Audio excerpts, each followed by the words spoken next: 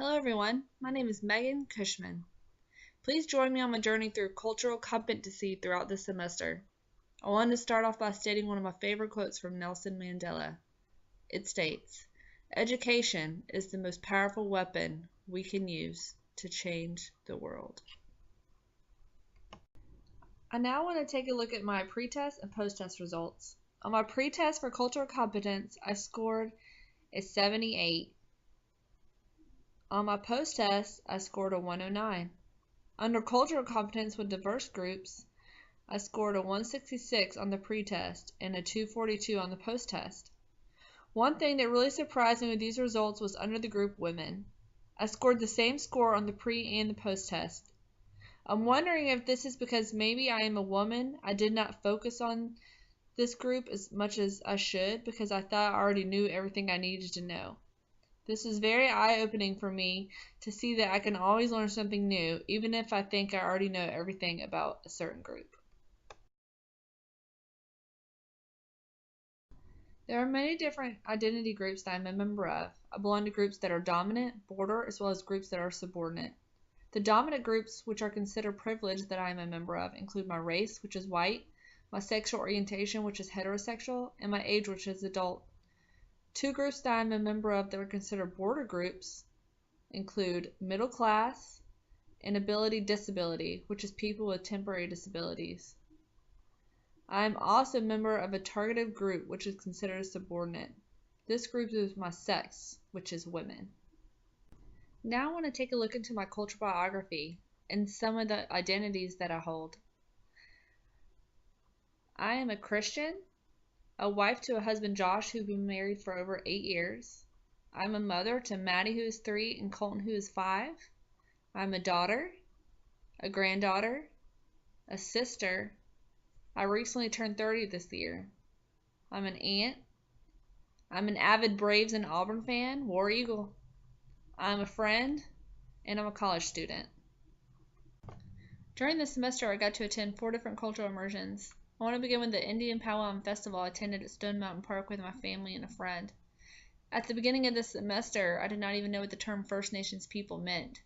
I now know that it is the term we use instead of Native American or Indian. My favorite part of the festival was the actual dancing of all the different tribes.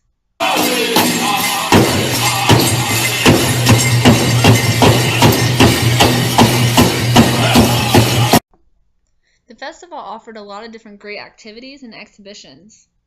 We first wanted to try some food, so we tried fry bread and gator nuggets. They were both really good.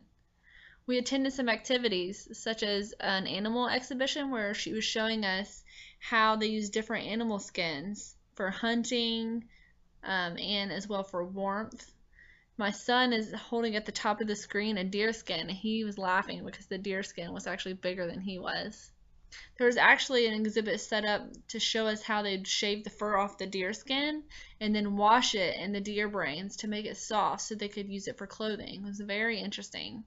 There's a teepee in the middle. You could actually go into the teepee to see how they would actually have set it up to live. There was actually a hole in the top of it so they could build a fire in the middle of the teepee to keep warm, and the smoke would release through the top.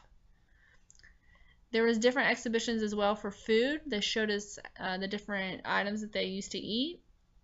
And then there was an exhibition set up to show us how they use different medical practices. They use different things for home remedies instead of using Western medicine to treat different ailments. Overall, we had a great time at the festival. I also got to attend the Greek Festival, which was located at the Greek Orthodox Cathedral in Atlanta, Georgia. Before attending this festival, I had not really known much about the Greek culture, but I was very interested to learn more. The Greek festival was a lot of fun. They had a lot of different food options. They had things such as lamb sandwiches. They had gyro wraps. I chose to get a Greek pizza, which consisted of feta cheese and spinach. It was small, but it was pretty good.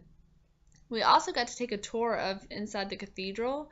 It was very beautiful. There was a lot of different murals of all the different prophets that they believe in. And on the ceiling, you can see that there's a huge mural. And I asked him how they put it together. And he said they actually put the different glass pieces together and then place it on the ceiling. So they place it in pieces instead of placing each piece one by one.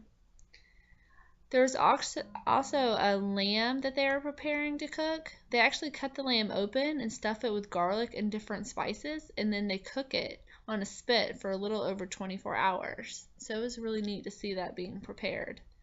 They had a lot of different jewelry. You could see the evil eye, which is supposed to ward off others' evil thoughts of yourself. Overall, the Greek festival was a lot of fun. We also, during the festival, got to enjoy some dancing from different groups.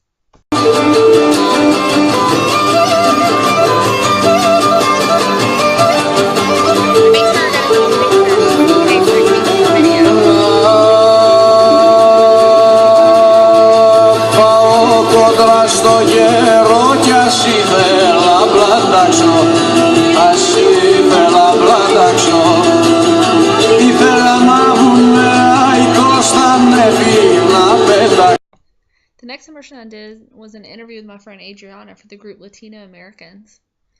Adriana is actually a Mexican American who was born in the U.S. not long after her parents crossed into the country illegally.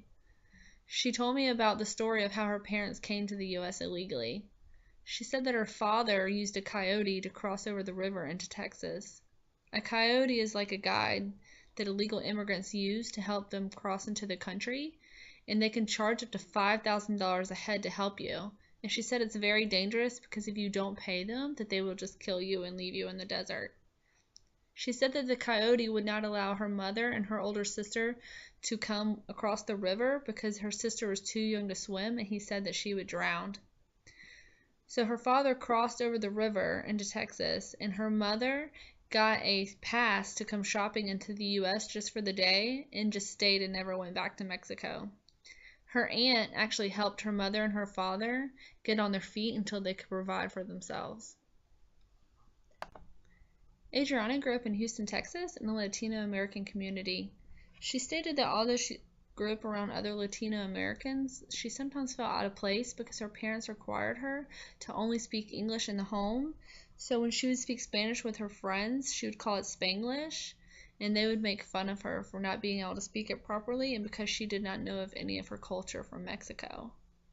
She moved to Georgia when she was 16, and she stated that even though she felt Americanized and could speak English really well, that others judged her because of her race and would make fun of her.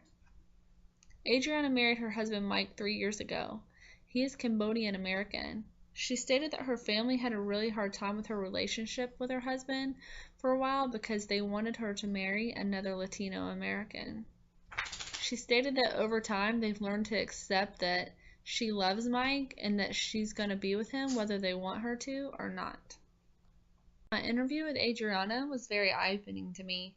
It helped me realize that although her parents had Americanized her and helped her to learn to speak English, that she never really felt like she belonged with her own community, in the Latino American community, or any other community as well. I believe this will help me as a social worker to realize when working with Latino Americans some of the internal struggles that they may be facing, no matter which community they are involved in.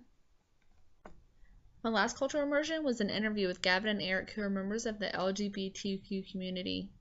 They were introduced by a mutual friend over 8 years ago and have been together ever since.